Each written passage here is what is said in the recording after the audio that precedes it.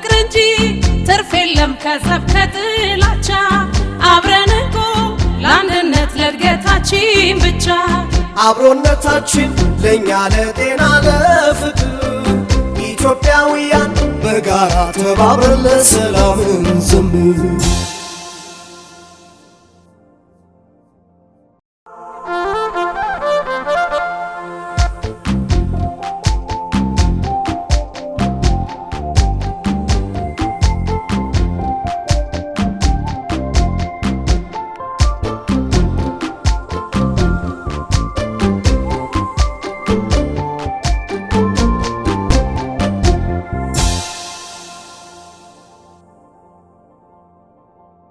ተመልካቾቻችን እንግዲህ ሀገር ከሚገነቡ ተቋማት አንዱና ዋነኛው ትምህርት ቤት ነው።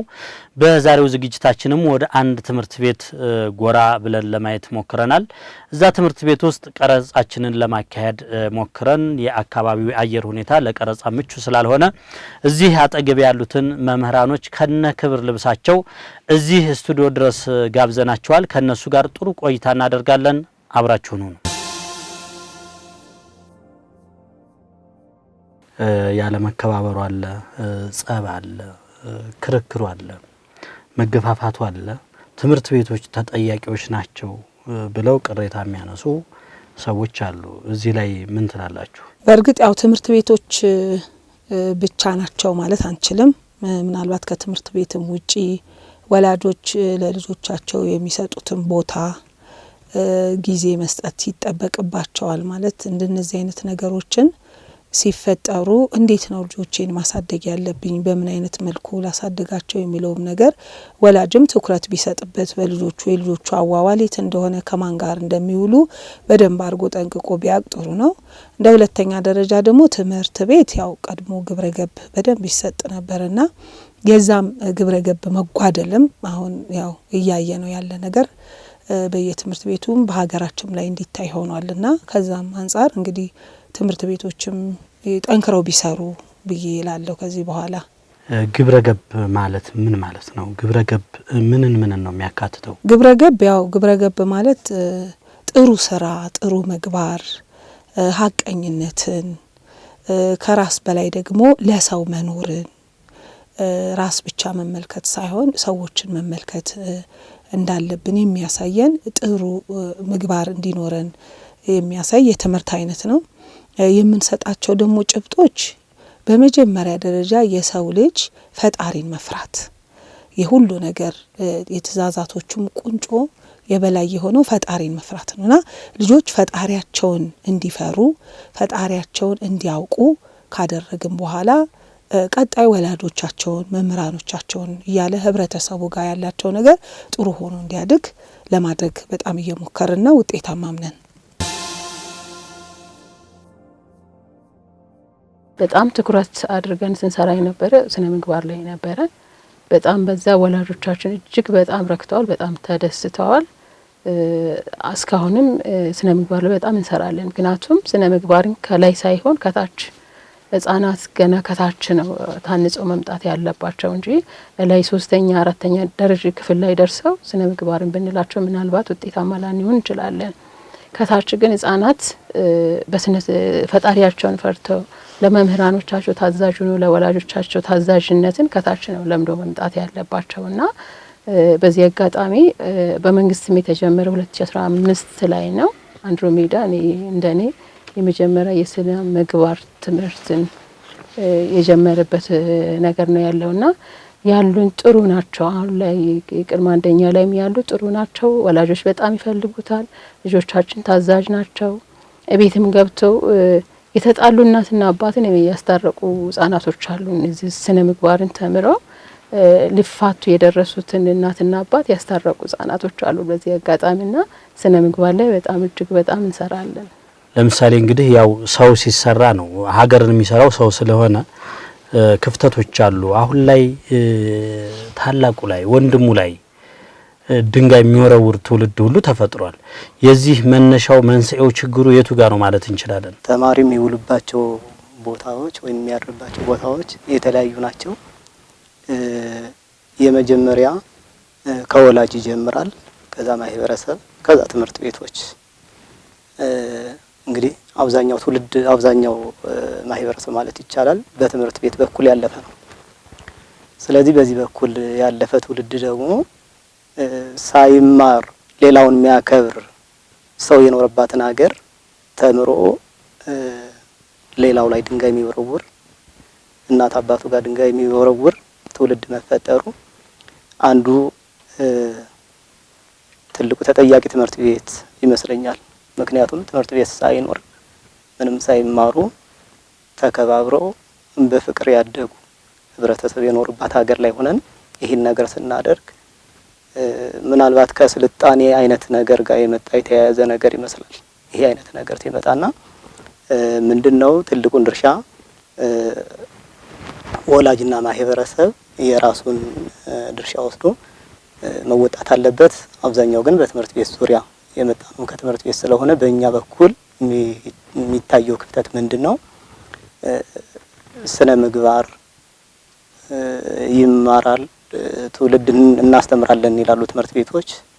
ግን በተግባር የወረደ የሚጨበጥ ፍሬ ያፈራ የስነ ምግባር ትምህርት ግን አልተሰጠም ማለት ይቻላል። ዛሬ እንደምናየው ይህ ሁሉ ብጥብጥ ይህ ሁሉ አገራዊ ቀውስ የመጣው ከተማረ ክፍል ነው እንጂ ገበሬው መቼም ሚዲያን ተጠቅሞ ይህን ነገር አያራግብም፣ ይህን ጥላቻ አያስፋፋም።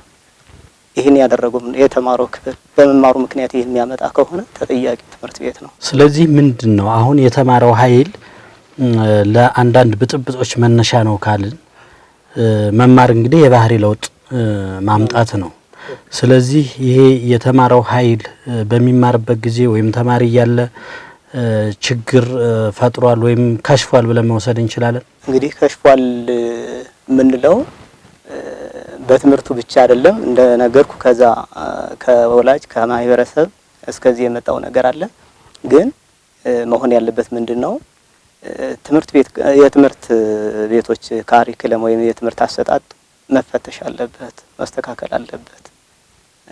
በተለይ ቅድም እንደነበረ ግብረ ገብ ስነ ምግባር በሰፊው መሰጠት አለበት። ይሁን ተግባር ላይ ሊታይ የሚችል ነገር መሰጠት አለበት እንጂ አሁን ባለው መንገድ የተማረው ሰው ነው ይህን ሁሉ ነገር ያደረገ ያለውና ትምህርት ቤቶች የመማር ማስተማር ሂደቱን ሲያካሂዱ ተግባራዊ ወይም ውጤታማ የሆነ በአይን ሊታይ ሊጨበጥ የሚችል ነገር ሰርቶ ማሳየት አለባቸው።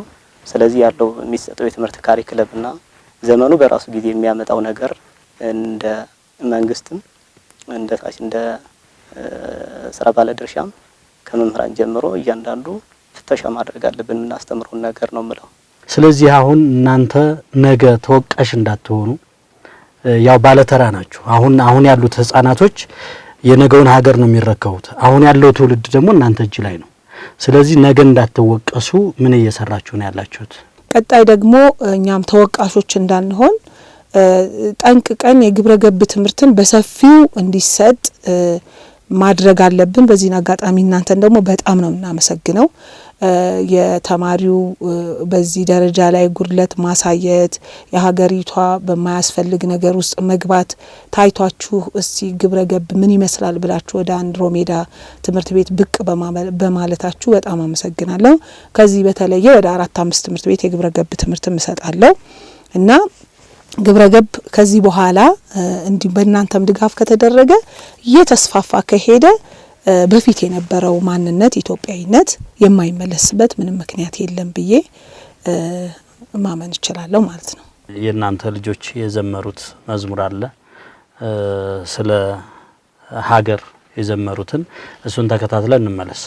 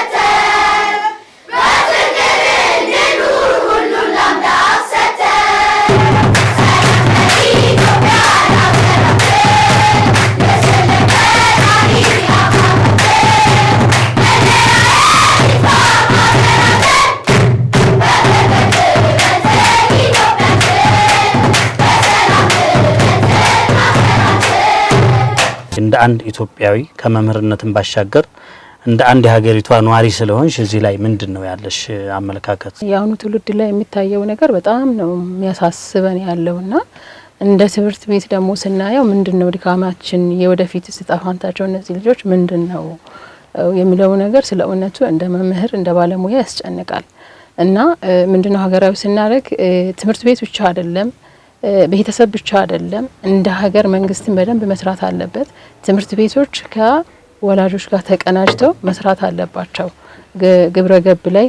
ምክንያቱም የፈለገ ፕሮፌሰር የፈለገ ዶክተር ቢሆን ግብረ ገብ የሌለው ሰው ወይ ተማሪ ምንም ሊሆን ምንም ሊፈጥር ስለማይችል ሁሉም እጅና ጓንት ሆኖ መስራት አለበት። ወላጅ ብቻውን አይደለም፣ ትምህርት ቤት ብቻውን አይደለም። ወላጆች ልጆቻቸውን ተምሮ ሲመጡ መጠየቅ አለባቸው። ለሚጠይቁት ጥያቄ ተገቢውን ምላሽ መስጠት መቻል አለባቸው። ከትምህርት ቤቶች ጋር ትምህርት ቤቶችን ከመንቀፍ ይልቅ ድጋፍ መስጠት አለባቸው። ከትምህርት ቤቶች ጋር እጅና ጓንት መሆን አለባቸው።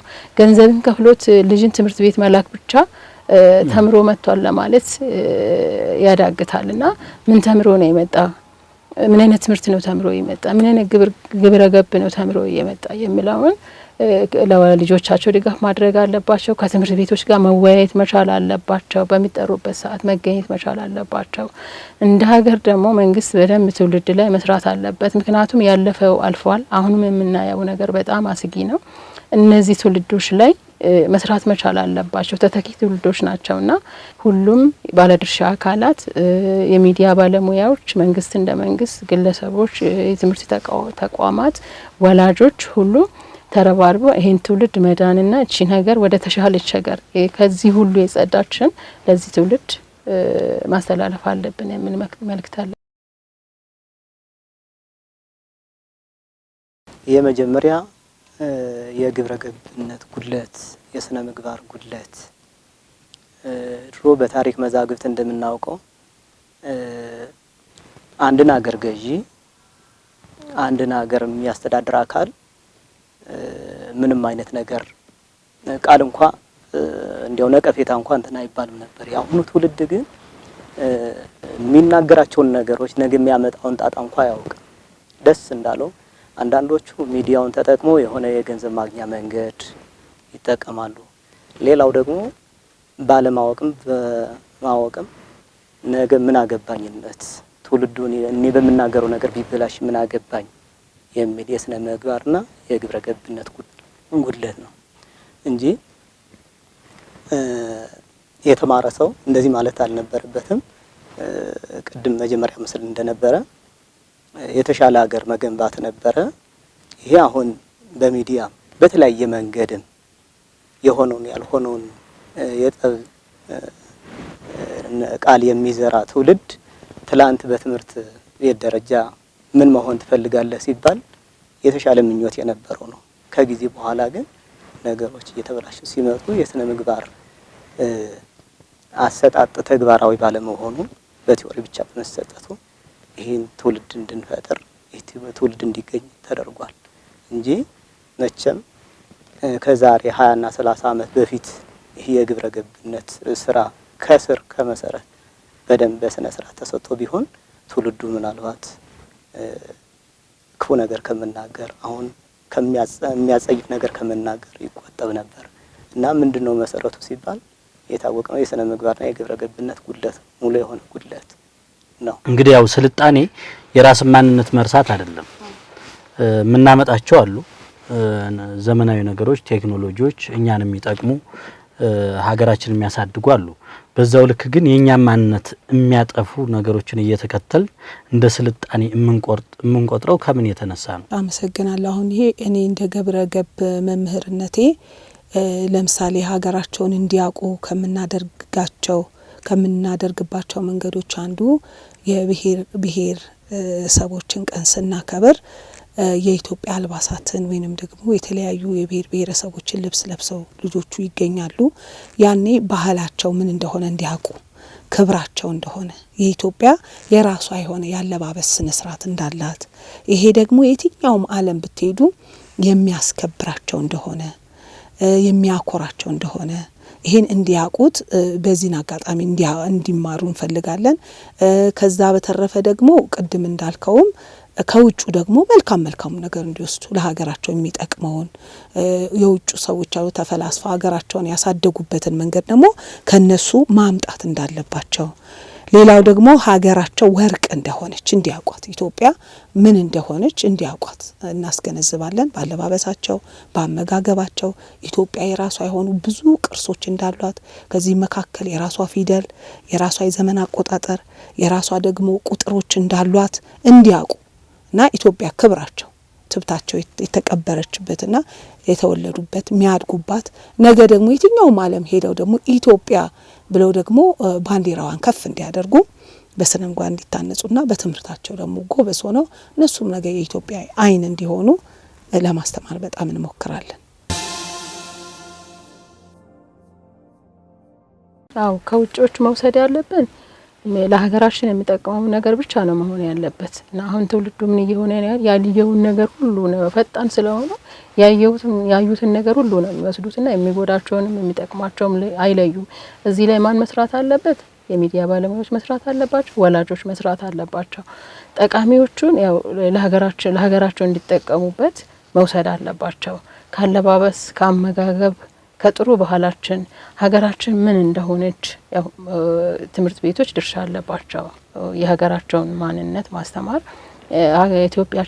ኢትዮጵያ ሀገራችን ከማንም ሀገር በላይ ናት። በውስጡ ብዙ ነገሮችን ብዙ ወርቅ የሆኑ ነገሮችን አካታ ይዛለች። ያንን ነገር አውጥተን ነው መጠቀም ያልቻልነው። የዚህ እንትኑ ምንድነው የተማሪ የሰው ኃይል የተማሩ የሰው ኃይሎች ደግሞ ወደ ሌላው ሀገር የመፍልሰቱ ነገር አለና ከምንም በላይ የሀገራችን ወርቅነት የሀገራችን ትልቅነት ነው ለትውልድ ማስተማር ያለብን። ጥሩ የሆኑ ነገሮችን መውሰድ አለባቸው፣ ለሀገራቸው መጠቀም አለባቸው። መጥፎ የምንላቸውን ነገር ደግሞ ያው እዛው ማስቀረት አለባቸው የሚል እምነት ነው ያለኝ። እዚህ ላይ ወላጆች በጣም መስራት አለባቸው። አሁን ላይ ምንድነው ትውልዱ በቴክኖሎጂ ነው በቃ ስልክ ላይ ነው ተጠምዶ ያለው። የተለያዩ ሚዲያዎች አሉ። ስልክ የመስጠቱ ነገር ይታያል። በዚህ አጋጣሚ ትምህርት ቤታችን ይሄንን በጣም እጅግ በጣም ይቃወማል። አተዋዬ ራሳቸው በቦታ እየተንቀሳቀሱ ነው ይሄንን ጥናት የሚያደርጉት። የትኛው ተማሪ ነው ስልክን የሚጠቀመው፣ የትኛው ተማሪ ነው ያልተገቡ ሚዲያዎችን የሚከታተለው የሚለውን በጣም ከወላጆች ጋር ይሰራል። እነዚህ ማህበራዊ ሚዲያዎች ስለ እውነቱ ከሆነ በጣም ትውልድን እየበከሉ ያሉት ያልተገቡ የሚለቀቁ ነገሮች ናቸውና እዚህ ላይ ወላጆች በጣም ትኩረት ሰጥተው ለልጆቻቸው የሚጠቅመውን ነገር ብቻ ነው መስጠትም ካለባቸው ማስተላለፍ ካለባቸው። ከሀገራዊ ዳራም አንጻር ያው ጠቀሜታ ስለሌለው መልካም ነገሩን መቅሰም አለብን። ባህላችን ማሳደግ አለብን። ለሌሎች አርአያ መሆን አለብን እንጂ ሁሉ ጊዜ ኢትዮጵያ ደሃ ሀገር እንደሆነች የረሃብ ሀገር እንደሆነ ነው እና በብዙ ሀገራችን የሚታወቀውና ይሄንን ማስቀረት አለበት ይሄ ትውልድ ማለት ነው። ጧትም ሲዘመር እንደነበር ምናልባት ሰልፍ ላይ ታድማቸዋል።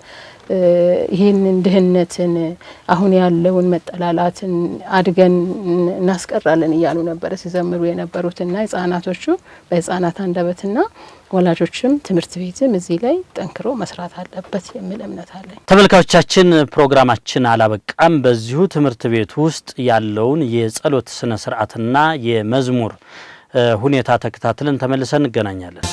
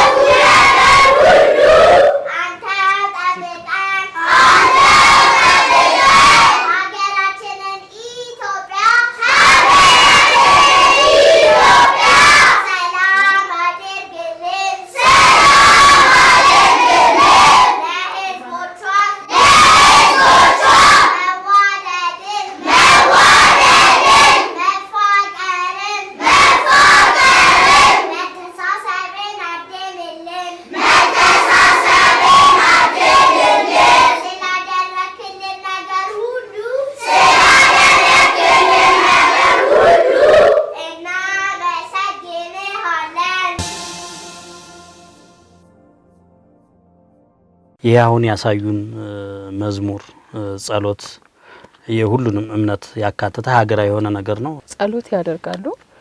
ሁልጊዜ ጠዋት ሰልፍ ላይ ጸሎት ያደርጋሉ ተማሪዎቻችን።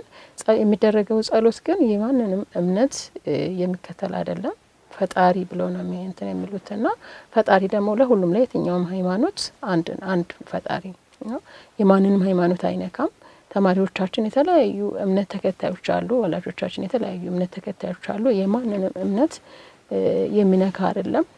ስነ ምግባር ማለት በአንድ ሃይማኖት ብቻ የሚወሰን አይደለም። ማንኛውም ሰው በስነ ምግባር የታነጸ መሆን ስላለበት የትኛውም እምነት ግደሉ፣ የትኛውም እምነት ሰውን ጉዱ፣ የትኛውም እምነት ስረቁ፣ የትኛውም እምነት ወንድምህን ግደል ወይ ለመልካም አትሁን ብሎ የሚመክር እምነት አይኖርምና ስነ ምግባር የሁሉንም እምነት ያካተተ ስነ ምግባር ነው የሚሰጠው የኛ ትምህርት ቤት። ሀገርና ትምህርት ቤቶች አንድነታቸውና ልዩነታቸው ምንድነው? በጣም ጥሩ። ሀገርና ትምህርት ቤቶች አንድነትና ልዩነት መጀመሪያ ያለ ሀገር ትምህርት ቤት የለም። ስለዚህ ሀገር ስንል በውስጧ ያለውን ቁሳቁስና የሰውን ልጅ ድምር ውጤት ነው ሀገር የምንለው። ስለዚህ ትምህርት ቤቶች ሀገር ውስጥ ናቸው። ትምህርት ቤቶች ሀገር ውስጥ ናቸው ማለት ሀገር የምትገነባው ሀገር የምትባለው በእነዚህ ስብስብ ድምር ነው። ስለዚህ የእነዚህ ስብስብ ድምር ደግሞ ጤናማ የሆነ ስብስብ ከሆነ ጤናማ የሆነች ሀገር ትኖራለች። የተበላሸ ስብስብ ከሆነ ደግሞ የተበላሸች ሀገር ትሆናለች ማለት ነው። ስለዚህ ትምህርትና ሀገር የሚለያዩ አይደሉም። ምናልባት ልናለያይ ብንል በመጠን ትምህርት ቤት ስንል የተወሰነ ቦታ ውስን ቦታ ሊሆን ይችላል፣ እዛም ውስን ቦታ ሊሆን ይችላል እንጂ ጠቅላላ ሀገር ውስጥ ነው ትምህርት ቤትን የምናገኘው። ስለዚህ የነዚህ ትምህርት ቤቶች ድምር ደግሞ ሀገርን ይፈጥራል ማለት ነው ስንል ቦታው ብቻ ሳይሆን እዛም የሚወጣው ትውልድ ጠቅላላ የሀገር ውጤት የሀገር ፍሬ ይሆናል። ስለዚህ ምንም ያለያየችው ነገር አይኖርም። የወላጅ ምክክር አለ ብላችኋል እናንተ። የወላጅ ምክክር አንዱ ይሄ ነው መሆን ያለበት። ስልክ አትስጡ። ስልክ ላይ የተለያየ ነገር በ5 አመት በ3 አመት ለምሳሌ አንድ የ2 አመት ልጅ እንኳን ስልክ ይከፍታል። ስልክ ይከፍትና ፊልም ይከፍታል። ይሄ ልጅ በጣም ፈጣን የሚገርም ጭንቅላት ነው ያለው ይላሉ ወላጆች። ግን እያበላሹት መሆኑን እናንተ በደንብ ግንዛቤ ፈጥረናል ብላችሁ ታምናላችሁ? እንደነገርኩ በዚህ በግብረ ገብ መምህርነቴ ያየሁት ነገር ምንድነው? ስልክ ባንድ ወቅት ያው መከልከል ግን አይቻልም በዚህ አጋጣሚ። ምክንያቱም ጊዜያቸው ዘመናቸው ያመጣው ነገር ነው። ምናልባት በእኛ ጊዜ ስንሄድ ሞባይል አልነበረም። አሁን ደግሞ ጊዜ ያመጣው መጥፎ ነገር እንዳለው ጥሩ ነገርም አለው። የሚያዩ ለምሳሌ ፊልም ነው ወይም ድብድብ ነው ወይም የሆነ ነገር ሲያልፍ የሆነ የሚጨስ ነገር የሆነ ሰው ላይ አፉ ላይ ነው የሚያዩ። እንዴት አንቺ እንደ ጥሩ ልትወስጂው ቻልሽ? 2 አመትና 3 አመት ላይ አላስፈላጊ ነው።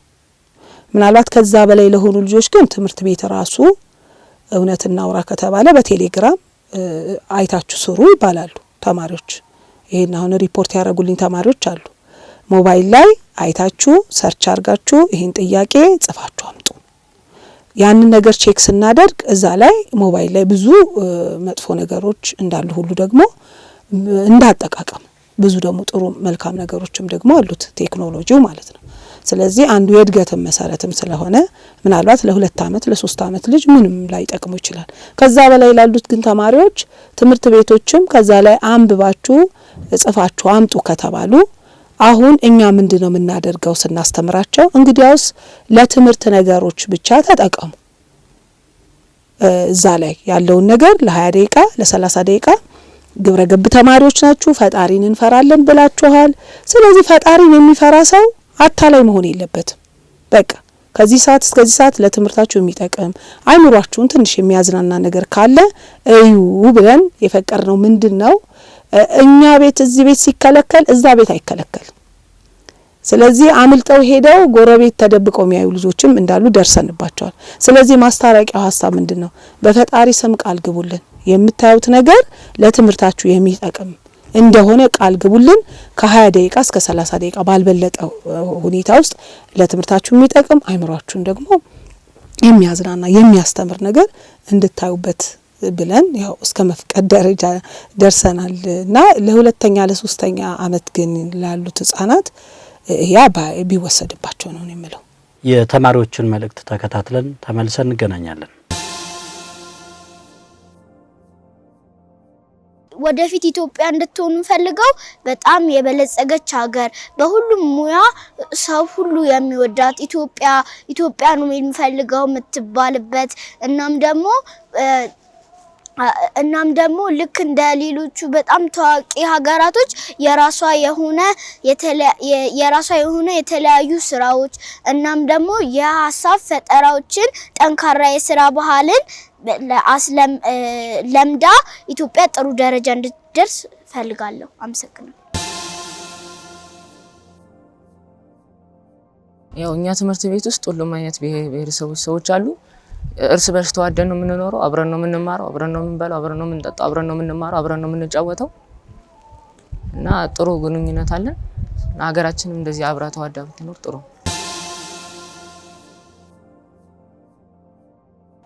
እዚህ ትምህርት ቤት በስነ ምግባር ትምህርት ምን የተረዳሁት ነገር ሁሌ ቤተሰቦቻችንን ማንገዝ እንዳለብን፣ ይሄ ትምህርት ቤት ለተማሪዎችና ለአስተማሪዎች ክብር መስጠት እንዳለብን፣ ቤተሰቦቻችንን ማክበር እንዳለብን፣ ለሌሎች ጥሩ ማድረግ እንዳለብን እና ትምህርት ቤቱም እኛን ቤተሰቦቻችንን እግር እንድናጥብ እና በጣም ጥሩ ተግባሮችን እንድናከናውን ረድቶናል እና ትምህርት ቤቱን ማመስገን ፈልጋለሁ።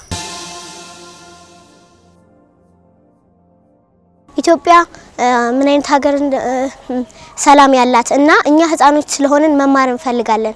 አሁን በተለያየ አካባቢ ጦርነት ስላለ እሱን ገድፎ ለኛ ስለ ሰላም ስለ ፍቅር ቢያወሩልንና ለኢትዮጵያም የበለጸገች ሀገር እንድትሆን እፈልጋለሁ ማለት ነው። ይሄ ግብረ ገብ የምንለውን ነገር ትንሽ አንቺ ዘርዘር አድርገሽ ብትነግሪን ደስ ይለናል። በደንብ የመጀመሪያው ደረጃ የጥበብ ሁሉ መጀመሪያ የእውቀት ሁሉ መጀመሪያ ፈጣሪን መፍራት ነው። ተማሪ ፈጣሪውን ከፈራ ወላጆቹን ያከብራል። የፈጣሪ ትእዛዞች ደግሞ የታወቁ ናቸው። እናት አባትን አክብር። እናት አባቱን ማክበር እንዴት ይገለጻል?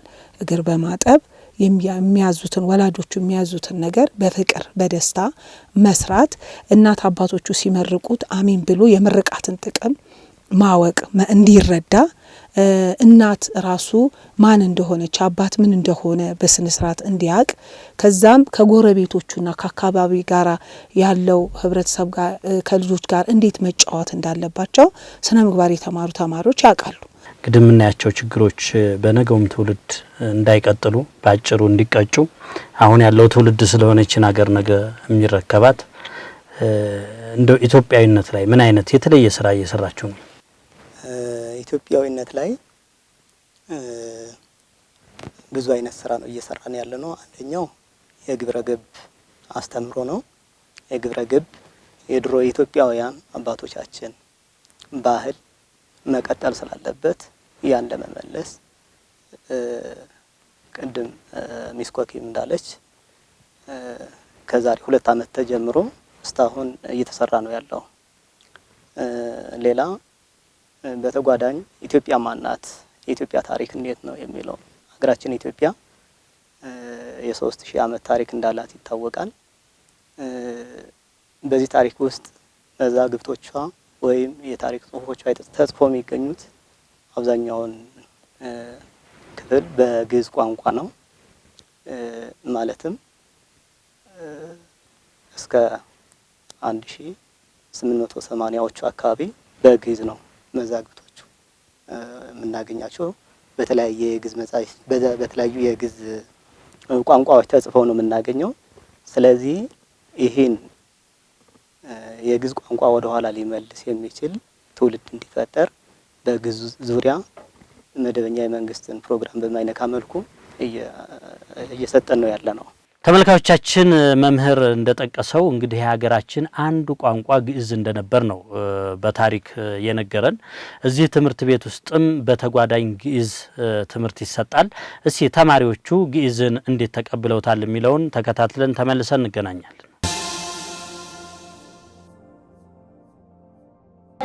ሁልክሙ ስሜ ይሰማይ ዱረ ለኢየሱስ መቅደመ ሁልክሙ ፋደርክሙ ስሜ ይሰማይ ዳዊት ማቴዎስ መቅደመ ሁልክሙ ፋደርክሙ ስሜ ይሰማይ ማርያም ዘውዱ መቅደመ ሁልክሙ ፋደርክሙ ስሜ ይሰማይ ማቆቅ ለነዛና ቀርብ ለክሙ በእንተ ስማ አካላተ ክፍል አይ ውእቱ ስርትክሙ ዘውእቱ ስርትየ አይ ውእቱ ፍጽምክሙ ዘውእቱ ፍጽምየ አይ ውእቱ ርእስክሙ ዘውእቱ ርእስየ አይ ውእቱ እዝንክሙ ዘውእቱ እዝንየ አይ ውእቱ ቅርንብክሙ ዘውእቱ ቅርንብየ አይ ውእቱ ዓይንክሙ ዘውእቱ ዓይነየ አይ ውእቱ አንፍክሙ ዘውእቱ አንፍየ አይ ውእቱ አፍክሙ ዘውእቱ አንፍየ አይ ውእቱ ስንክሙ ዘውእቱ ስንየ አይ ውእቱ ልሳንክሙ ዘውእቱ ልሳንየ አይ ውእቱ መልታይትክሙ ዘውእቱ መልታይትየ አይ ውእቱ ክሳድክሙ ዘውእቱ ክሳድየ አይ ውእቱ መትከፍትክሙ ዘውእቱ መትከፍትየ አይ ውእቱ እድክሙ ዘውእቱ እድየ አይ ውእቱ እመትክሙ ዘውእቱ እመትየ አይ ውእቱ አጽባትክሙ ዘውእቱ አጽባይትየ አይ ውእቱ ጽፍርክሙ ዘውእቱ ጽፍርየ። እንደው በመጨረሻ ምናልባት አሁን ፕሮግራማችን እያጠቃለልን ስለሆነ ቀረ የምትሉትን ሀሳብ እናንተ ለተመልካቾች ብታስተላልፉ። ምንድነው እኔ እንደ አጠቃላይ ማስተላልፈው የትውልድ ማነጽ ላይ የትውልድ ግብረ ገብነት ላይ ሁላችንም አብረን እንስራ። ወላጆችም፣ ሀገርም፣ መንግስትም፣ የሚዲያ ባለሙያዎችም አብረን ተባብረን ሰርተን ጥሩ የሆነ ከመጠላላት ከመነቃቀፍ በብሔር በሃይማኖት ከመጠላላት የጸዳች ሀገርን ለትውልዱ እናስተላልፍ። እባካችሁ ወላጆች እዚህ ላይ እጅና ጓንት ሆነን እንስራ የሚል መልእክት ነው ያለኝ። አመሰግናለሁ። ያው እንግዲህ በመጨረሻ መልእክት የምናገረው ምንድነው ልጆች ገና ከቤት ነው የሚገነቡት። የግንባታ የሰብና ግንባታ ሂደት የሚጀምረው ከቤት ነው። ከዛ ሲወጡ ማህበረሰቡን፣ ጎረቤቱን ከዛ እስከ ትምህርት ቤት ያለውን ማህበረሰብ ያገኙታል። መጨረሻ ወደ ትምህርት ቤት ይመጣሉና ከዛ መጨረሻ ጠቅላላ እንደ ጠቅላላ ደግሞ መንግስት።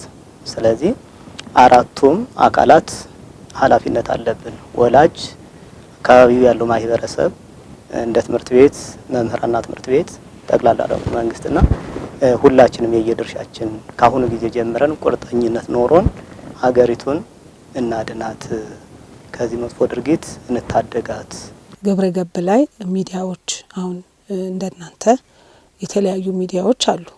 ስለዚህ እንደዚህ ግብረ ገብ እንዴት ምን ይመስላል ሀገሪቷ ላይ ያለው ብላችሁ ነው ወደ የትምህርት ቤቱ እያያችሁ ያላችሁትና ሌሎችም ሚዲያዎች እንደዚህ እናንተን ተመክሮ ወስደው ሀገሪቷ ላይ ያሉ ትምህርት ቤቶች ምን እየተደረገ ነው፣ ምን እየተሰራ ነው፣ ምንድነው የሚጎለው የሚለውን ነገር ትኩረት ቢሰጡበት፣ ሚዲያው ላይ ሰፊው ነገር ግብረ ገብ የሚሸት ነገር ቢተላለፍ እዛ ላይ ትልቅ ስራ ቢሰሩ መልካም ነው ላለው። ያው ወላጅም ከትምህርት ቤት ጋር ጥምረት ፈጥሮ ለልጆቹ በፊት ካለው አትኩሮት በበለጠ በስልኩም ቅድም ተጠቅሷል፣ በቴሌቪዥን ላይ የሚተላለፈውን ነገር በደንብ አድርጎ ከልጆቹ ጋራ 80-90% ሰዓታቸውን ከልጆቻቸው ጋራ እያሳለፉ የሚታየውን ነገር ቢመለከቱ እና ትምህርት ቤቶችንም ደግሞ ድጋፍ ቢሰጡ በርቱ። መልካም ባህሪ ያላቸው ልጆች እየቀረጹ የሚያወጡትን ትምህርት ቤቶች በርቱ፣ ከኛስ ምን ይጠበቃል የሚለውን ነገር እንዲያደርጉና ሚዲያውም ደግሞ ሰፊ ጊዜውን ለግብረ ገብ ቢሰጥ መልካም ነው ብዬ አስባለሁ። እጅግ በጣም ደግሞ አመሰግናችኋለሁ። በእኔ በኩል ለዛሬ የነበረን መሰናዶ እንዲህ ባማረ መልኩ ተጠናቋል። ሳምንት ከሌላ የአብሮነት እንግዶች ጋር እስከምንገናኝ ድረስ ሁላችንም በያለንበት ሰላም ነው።